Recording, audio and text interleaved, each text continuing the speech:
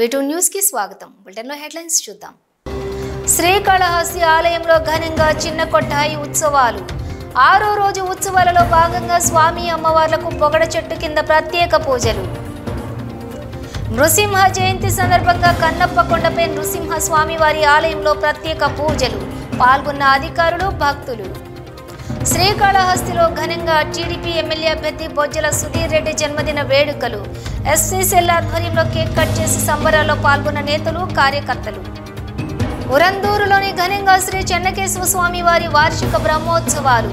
హనుమంత వాహనంపై దర్శనమిచ్చిన స్వామివారు. శ్రీకాళహస్తి డీఎస్పీ కార్యాలయంలో ఎస్పీ హర్షవర్ధన్ రాజు మీడియా సమావేశం. కౌంటింగ్ రోజు కట్టుదిట్టమైన భద్రతా ఏర్పాట్లు చేసినట్లు వెల్లడి.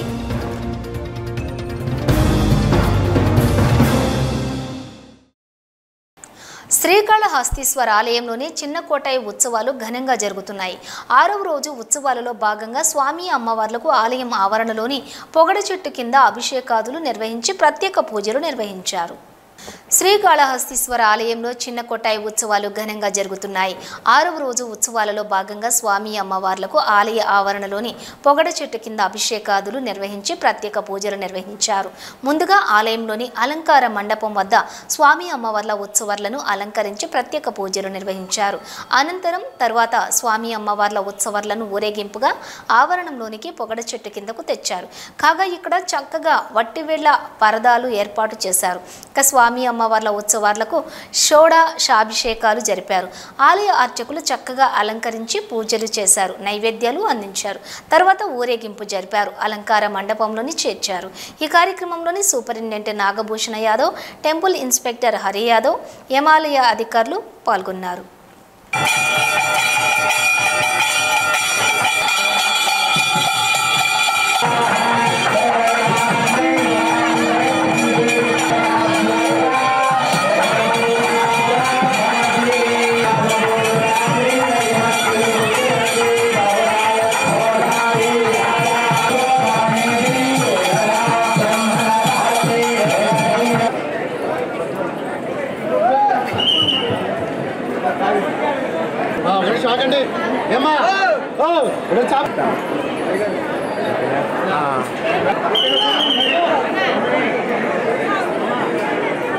శ్రీకాళహస్తీశ్వర ఆలయంలో మంగళవారం సందర్భంగా నిన్న రాత్రి ఆలయంలోని కాలభైరవ స్వామివారి అభిషేక సేవ నిర్వహించారు.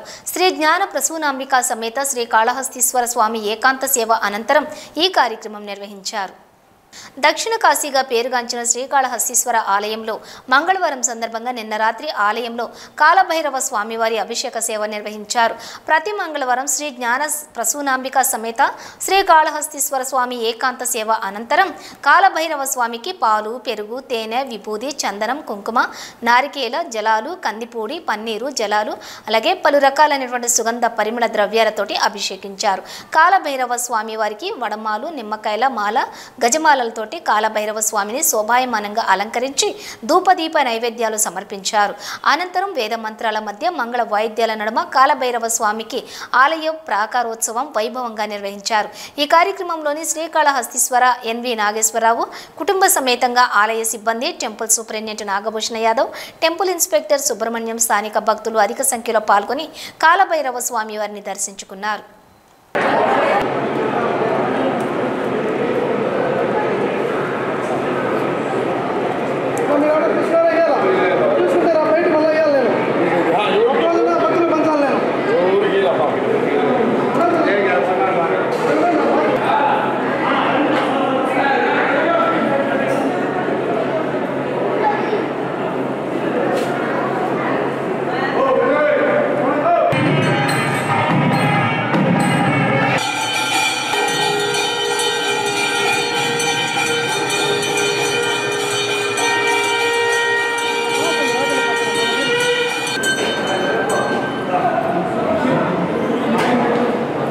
ఉరందూరులోని శ్రీకాళహస్తీశ్వర దేవస్థానం అనుబంధమైన శ్రీ చెన్నకేశవ స్వామివారి వార్షిక బ్రహ్మోత్సవాలు ఘనంగా జరుగుతున్నాయి.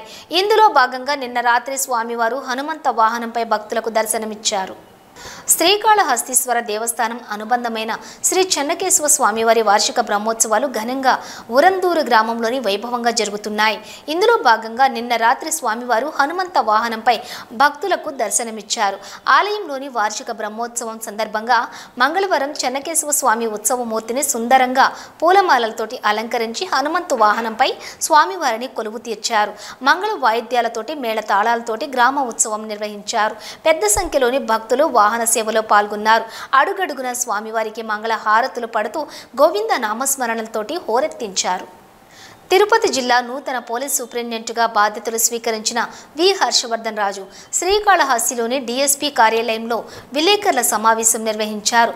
జూన్ 4న జరిగే కౌంటింగ్ పకడ్బందీగా నిర్వహిస్తున్నట్లుగా తెలిపారు. తిరుపతి జిల్లా నూతన పోలీస్ సూపరింటెండెంట్గా బాధ్యతలు స్వీకరించిన వి హర్షవర్ధన్ రాజు శ్రీకాళహస్తిలోని డీఎస్పీ కార్యాలయంలో విలేకరుల సమావేశం నిర్వహించారు. ఈ సమావేశంలోని ఆయన మాట్లాడుతూ జూన్ 4న జరగనున్న ఓట్ల లెక్కింపు సజావుగా నిర్వహించేందుకు అత్యంత ప్రాధాన్యత ఇస్తానని ప్రకటించారు. ప్రస్తుత పరిస్థితుల్లో తనకు అప్పగించిన బాధ్యతను సవాల్గా భావిస్తున్నట్లు తెలిపారు. ప్రజాస్వామ్యంలోని ఎన్నికల పోలింగ్ ముగిసింది. ఇప్పటికే ప్రజలు ఇచ్చిన తీర్పు నిక్షిప్తం చేయబడినది. లెక్కింపు మాత్రమే మిగిలిందన్నారు. ఎలాంటి అవాంఛనీయ ఘటనలు కూడా జరగకుండా జూన్ 4వ తేదీన జరిగే ఓట్ల లెక్కింపు ప్రక్రియను ప్రశాంతంగా జరిపించడమే ప్రస్తుతం తమ ముందున్న ప్రధాన కర్తవ్యమన్నారు. దానికి సంబంధించి పోలీస్ శాఖ ప్రణాళికను రూపొందించి తగిన బందోబస్తు ఏర్పాటు చేసుకుని సమర్థవంతంగా అమలు చేస్తామన్నారు. ప్రజలు, రాజకీయ ప్రతినిధులు చట్టానికి వ్యతిరేకంగా పనిచేయడం వంటివి మానేయాల్సిన అవసరం చాలా ఉందని, కాబట్టి మనమందరం కూడా బాధ్యతాయుతంగా వ్యవహరించాలని ప్రజలకు, ప్రజాప్రతినిధులకు పిలుపునిచ్చారు. అలాగే పాత్రికేయ మిత్రుల యొక్క సహాయ సహకారాలు కూడా ఎంతైనా అవసరం ఉంది. మీరు కూడా మీ బాధ్యతలను గుర్తించుకుని శాంతి భద్రతల పరిరక్షణకు పోలీస్ శాఖకు నిత్యం సహకరిస్తారని ఆశిస్తున్నానని అన్నారు. పోలీస్ శాఖ ప్రతిష్టను పెంపొందించే విధంగా పనిచేస్తారని, అలా పనిచేసే విధంగా తాను ముందుండి నడిపిస్తానన్నారు. తిరుపతిలో పద్మావతి కాలేజ్ వద్ద జరిగిన సంఘటనపై ఇప్పటికే అనేక మందిని విచారిస్తున్నామని, కొంతమందిని బైండ్ ఓవర్ చేసుకుని రిమాండ్కు తరలించి ఉన్నామని, తిరుపతి, చంద్రగిరిలోని మరికొంతమందిపై గాలింపు చర్యలు కూడా చేపట్టామని, త్వరలోనే వారిని కూడా పట్టుకుని విచారణ చేస్తామని తెలియజేశారు. చెప్పి అధికారులందరికీ కూడా సూచనలు ఇవ్వడం జరిగింది. సో అధికారులందరూ కూడా దానికి తగిన విధంగా కష్టపడి ఈ నెక్స్ట్ 2 వీక్స్లో ఎక్కడెక్కడ సమస్యాత్మక ప్రదేశాలు ఉన్నాయి, లాస్ట్ టైం అంటే ఎలక్షన్స్ టైంలో చిన్న చిన్న చెదురుమదురు ఘటనలు అయినా సరే, అంటే ఎందుకంటే చిన్న విషయం కూడా రేపు మళ్ళీ అయితే పెద్ద విషయం అయ్యేదానికి అవకాశం ఉంటుంది. కాబట్టి చిన్నదైనా పెద్దదైనా కానీ దాని పట్ల సమానమైన దృష్టి పెట్టి ఇటువంటి సమస్యాత్మక విలేజెస్లో కానీ, అట్లాగే ఎవరైతే ఈ ట్రబుల్ క్రియేట్ చేసే పర్సన్స్ ఉన్నారో వాళ్ళ మీద నిఘా కానీ గట్టిగా పెట్టి మనకు ముందస్తు సమాచారం కలెక్ట్ చేసుకొని టైం టు టైం ఒకవేళ ఎక్కడైనా ఏదైనా ఇష్యూస్ ఉన్నా కానీ ఆ సంబంధిత నాయకులతో మాట్లాడుకోవటం, వాళ్ళకి చట్టం గురించి చెప్పడం, వాళ్ళని అటువంటి యాక్టివిటీస్లో ఇన్వాల్వ్ కాకుండా ఉండే విధంగా చేయాలన్నది మన సంకల్పం. సో అందరికీ కూడా ఈ తెలియజేసేమంటే ఈ సందర్భంగా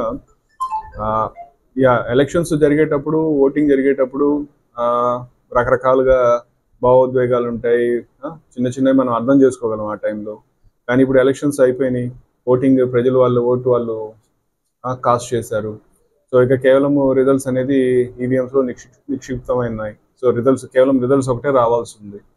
సో ఆల్రెడీ ప్రజలు వాళ్ళ డెసిషన్ ఇచ్చేయడం జరిగింది. సో ఇది ప్రజాస్వామ్యంలో మనం అందరం కూడా ఈ ఓటింగ్కి మనం ఎంతో ఇంపార్టెన్స్ ఇస్తాం, శాంక్టిటీ ఉంది దానికి.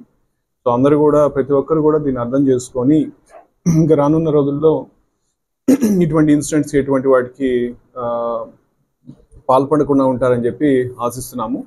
సో మీ పాత్రికేయుల తరఫున, మీడియా ప్రతినిధుల తరఫున అందరికీ కూడా విజ్ఞప్తి చేస్తాం. ఇక రానున్న రోజుల్లో మన తిరుపతిలో ఎక్కడ కూడా ఇటువంటి అవాంఛనీయ సంఘటనలు జరగకుండా ఉండే విధంగా అందరూ కూడా బాధ్యతాయుతంగా వ్యవహరిస్తారని చెప్పి ఆశిస్తున్నాము.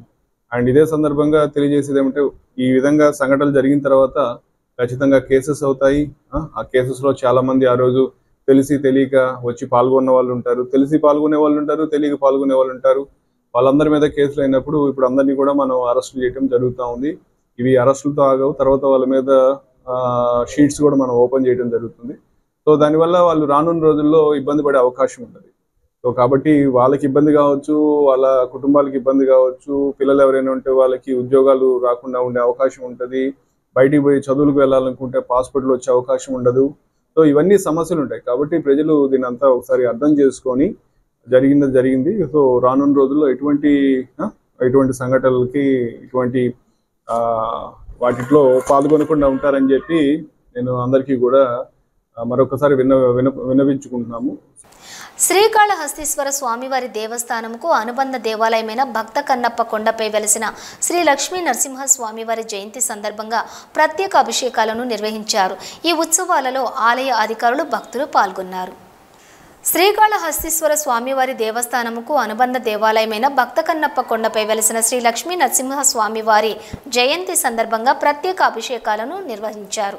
ముందుగా కలశం స్థాపన చేసి ప్రత్యేక సుదర్శన హోమం నిర్వహించారు.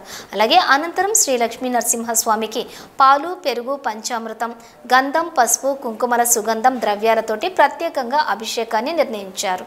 అలాగే ఈ కార్యక్రమంలోని దేవస్థానం ధర్మకర్తల మండలి అధ్యక్షులు అంజూరు తారక శ్రీనివాసులు దంపతులు, ప్రధాన అర్చకులు కరుణస్వామి, గురుకుల్ ఉప ప్రధాన అర్చకులు దక్షిణమూర్తి, వేద పండితులు, అర్ధగిరి దేవస్థాన అధికారులు AE Venugopal Reddy, work inspector Surya Pratap, దేవస్థాన సిబ్బంది చైర్మన్ సిసి సుదర్శన్ రెడ్డి, దేవస్థాన పరిచారకులు గోవింద్ శర్మ, చందు శర్మ, రాకేష్ శర్మ, పట్టణ ప్రముఖులు స్వర్ణమూర్తి, దేవస్థాన సిబ్బంది, భక్తులు తదితరులు పాల్గొన్నారు.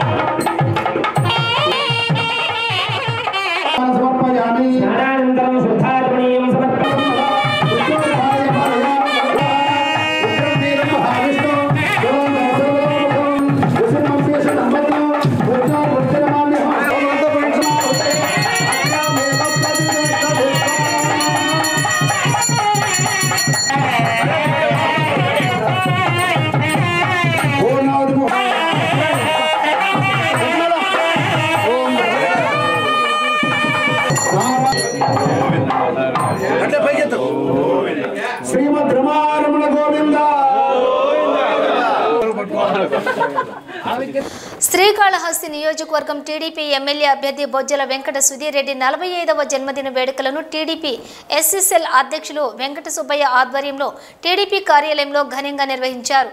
కేక్ కట్ చేసి అనంతరం అంబలి స్వామి మఠంలోని నిరుపేదలకు అన్నదాన కార్యక్రమాన్ని నిర్వహించారు. శ్రీకాళహస్తి నియోజకవర్గం టీడీపీ ఎమ్మెల్యే అభ్యర్థి బొజ్జల వెంకట సుధీర్ రెడ్డి 45వ జన్మదిన వేడుకలను టీడీపీ ఎస్ఎస్ఎల్ అధ్యక్షులు వెంకట సుబ్బయ్య ఆధ్వర్యంలో టీడీపీ కార్యాలయంలో ఘనంగా నిర్వహించారు. కేక్ కట్ చేసి అనంతరం అంబలి స్వామి మఠంలోని నిరుపేదలకు అన్నదాన కార్యక్రమం నిర్వహించారు. ఈ సందర్భంగా టీడీపీ నాయకులు దసరాచారి సుబ్బయ్య మాట్లాడుతూ జూన్ 4 ఎన్నికల ఫలితాలలో తమ నాయకుడు బొజ్జల సుధీర్ రెడ్డి దాదాపుగా 50,000 ఓట్ల మెజారిటీతో గెలుపొందుతారని ధీమా వ్యక్తం చేశారు. ఆయన 45వ జన్మదినం సందర్భంగా పట్టణంలోని పలు చోట్ల భారీ ఎత్తున అన్నదాన కార్యక్రమాలను నిర్వహించడం జరిగిందని వారు తెలియజేశారు. టీడీపీ, బీజేపీ, జనసేన ఉమ్మడి అభ్యర్థి బొజ్జల సుధీర్ రెడ్డి తమ కుటుంబ సభ్యుడిని అయిన జన్మదిన వేడుకలను ఇంత ఘనంగా నిర్వహించడం ఆనందంగా ఉందన్నారు.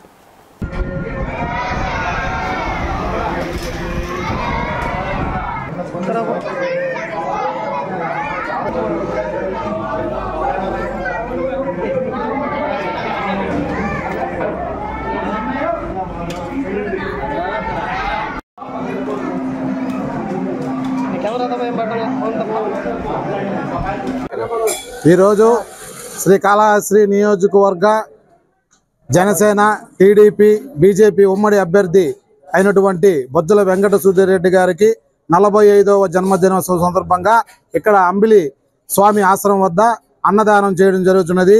ఇక్కడ ముఖ్య అతిథిగా దశరథాచార్య గారు, అలాగే బీజేపీ ప్రసాద్ గారు, మన వజ్రం కిషోర్ గారు కార్యనిర్వాహక కార్యదర్శి, అలాగే మన చంద్రక్క గారు, మన రేణుకక్క గారు తదితరులు పాల్గొన్నారు.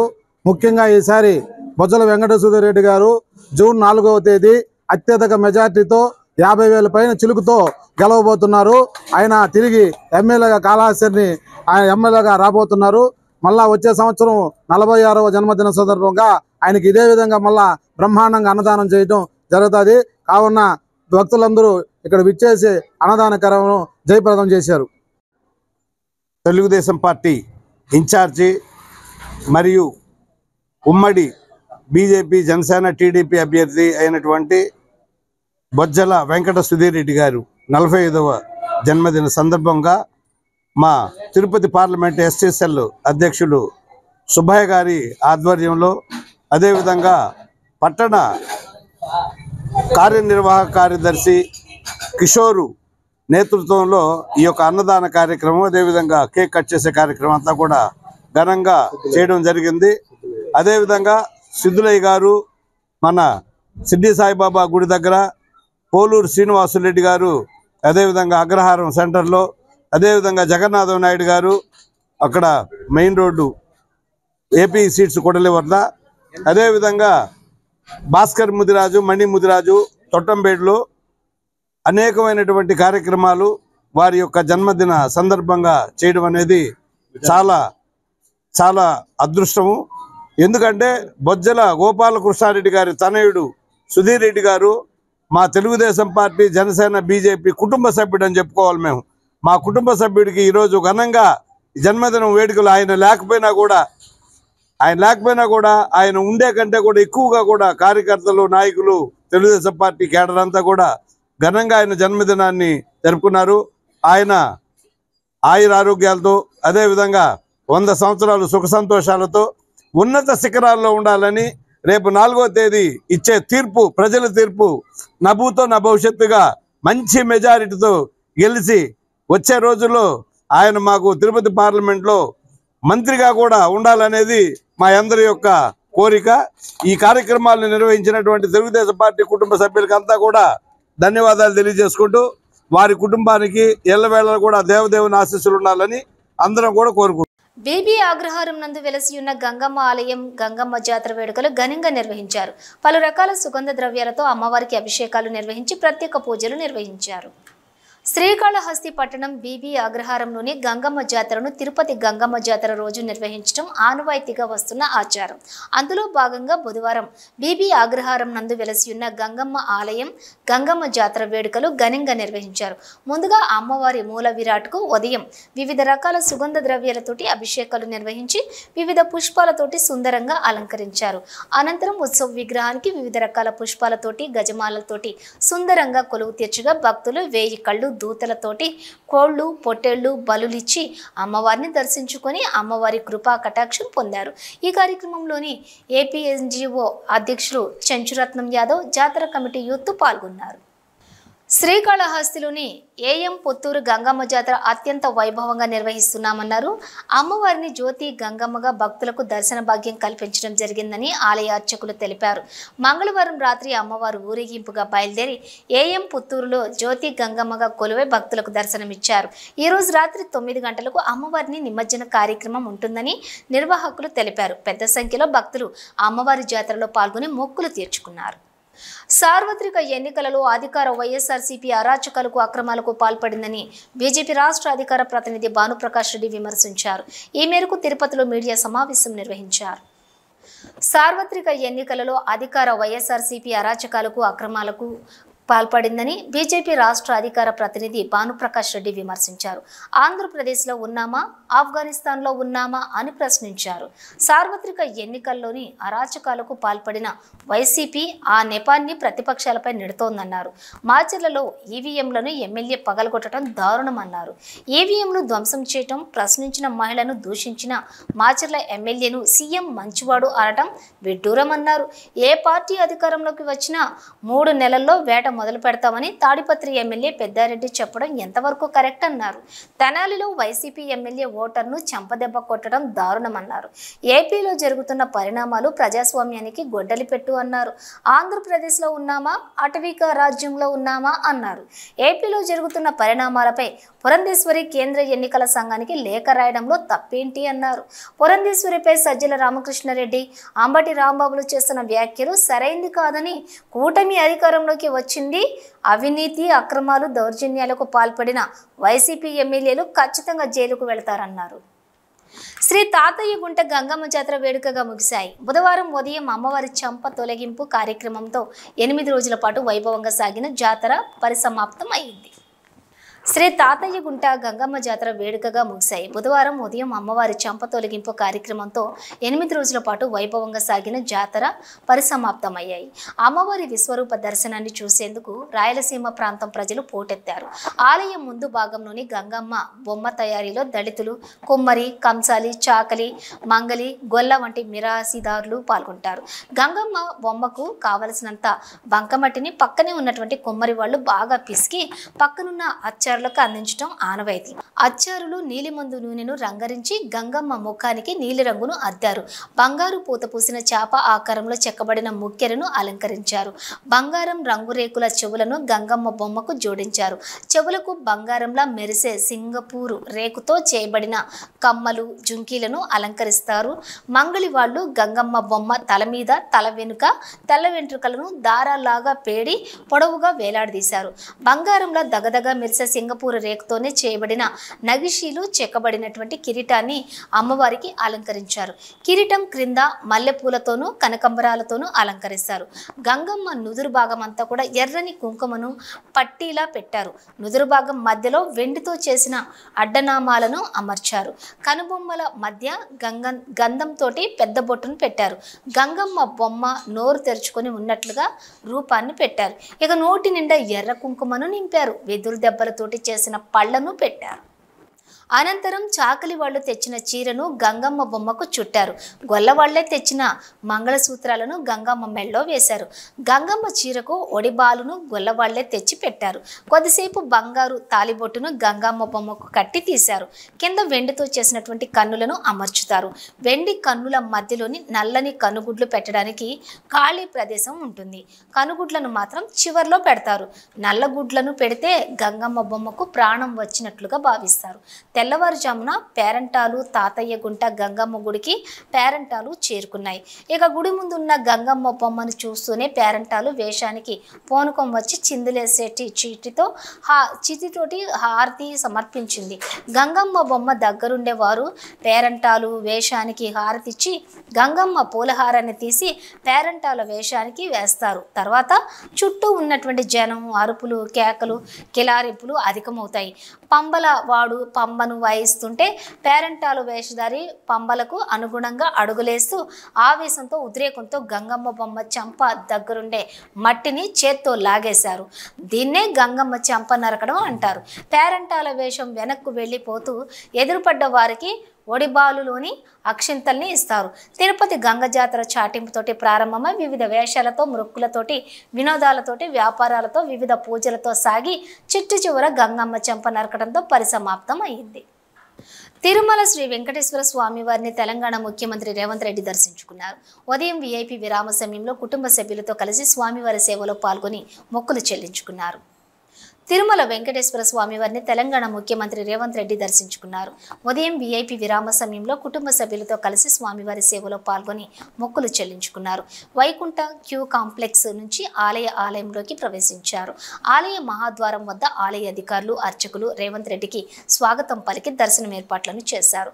ఆలయంలో ధ్వజస్తంభానికి నమస్కరించిన అనంతరం తెలంగాణ సీఎం శ్రీవారిని దర్శించుకున్నారు. దర్శనానంతరం రంగనాయకుల మండపంలో వేద పండితులు వేదాశీర్వచనం అందించగా ఆలయ అధికారులు శ్రీవారి తీర్థ ప్రసాదాలను అందజేశారు. సీఎం హోదాలో రేవంత్ రెడ్డి మొదటిసారి శ్రీవారి సేవలో పాల్గొన్నారు. ఆలయం వెలుపల తెలంగాణ ముఖ్యమంత్రి రేవంత్ రెడ్డి మీడియాతో మాట్లాడుతూ ఏపీలో ఏర్పడబోయే కొత్త ప్రభుత్వంతో మంచి సత్సంబంధాలు కలిగి ఉండాలని కోరుకున్నట్లుగా తెలిపారు. ఇరు రాష్ట్రాల ప్రజలు కూడా సుఖ సంతోషాలతో ఉండాలని శ్రీవారిని ప్రార్థించానన్నారు. శ్రీవారి దర్శనార్థం వచ్చే భక్తుల సౌకర్యార్థం కళ్యాణ మండపాలు, సత్రాలు నిర్మించేందుకు తెలంగాణ ప్రభుత్వం టీటీడీకి సహకరిస్తుందని స్పష్టం చేశారు. కాంగ్రెస్ పాలనలోని తెలంగాణలో రైతులు సంతోషంగా ఉన్నారని తెలిపారు. నీటి సమస్యలు తీరే సకాలంలో వర్షాలు కురుస్తున్నాయన్నారు. రాష్ట్రంలో ఈ ఏడాది 10వ తరగతి విద్యార్థులకు పాఠ్య పుస్తకాలు మారనున్నాయి. దేశవ్యాప్తంగా ప్రవేశపెట్టిన విద్యా సంస్కరణలలో భాగంగా సిబిఎస్ఈ సిలబస్ను రాష్ట్ర పార్టీ అంశాల్లోని పొందుపరచాలని గతంలో ప్రభుత్వం నిర్ణయించింది. ఈ మేరకు గత విద్యా సంవత్సరంలోని 9వ తరగతి విద్యార్థులకు ప్రయోగాత్మకంగా సిబిఎస్ఈ సిలబస్ను ప్రవేశపెట్టారు. ఈ నేపథ్యంలోనే తాజాగా ఈ విద్యా సంవత్సరం నుంచి 10వ తరగతి విద్యార్థులకు సిబిఎస్ఈ సిలబస్ను ప్రవేశపెట్టడంతో పాటు ప్రత్యేక వర్క్ బుక్లను కూడా అందించనున్నారు. ఇటీవల దేశవ్యాప్తంగా మారిన విద్యా వ్యవస్థ నిబంధనల మేరకు నూతన విద్యా విధానాన్ని ప్రభుత్వం అమలు పరుస్తోంది.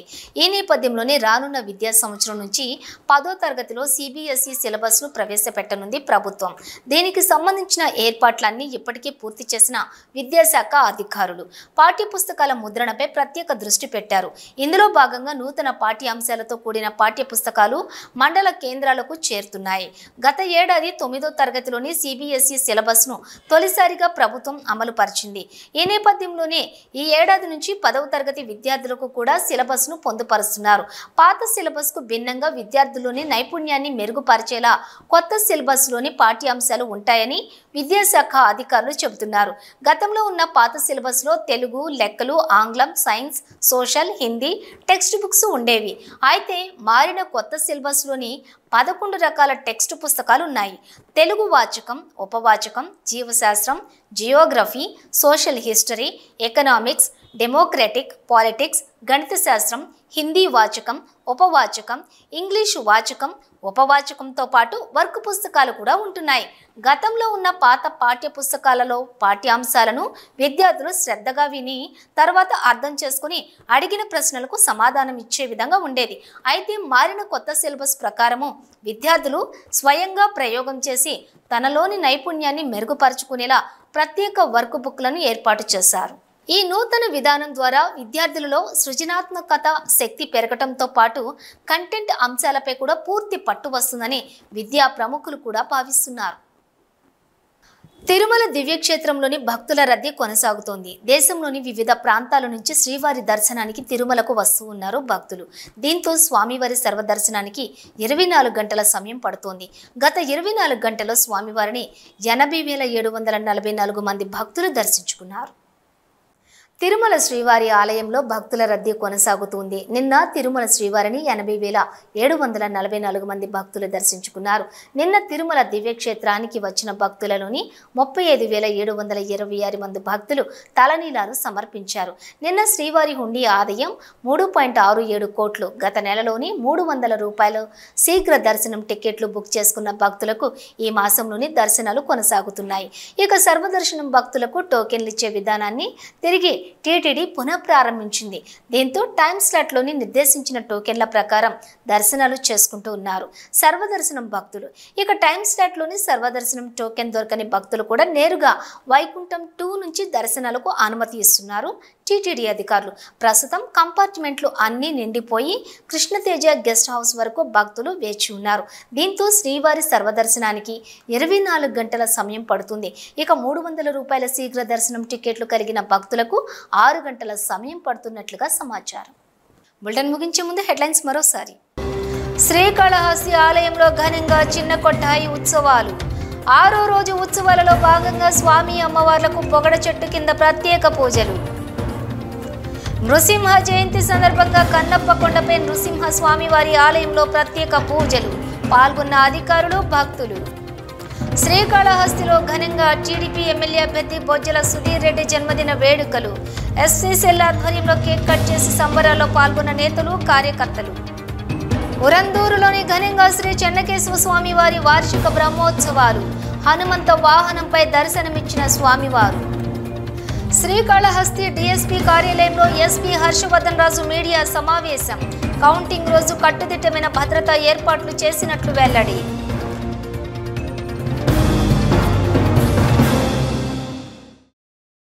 ఇవి బులెటిన్ డీటెయిల్స్. చూస్తూనే ఉండండి వీటీ న్యూస్.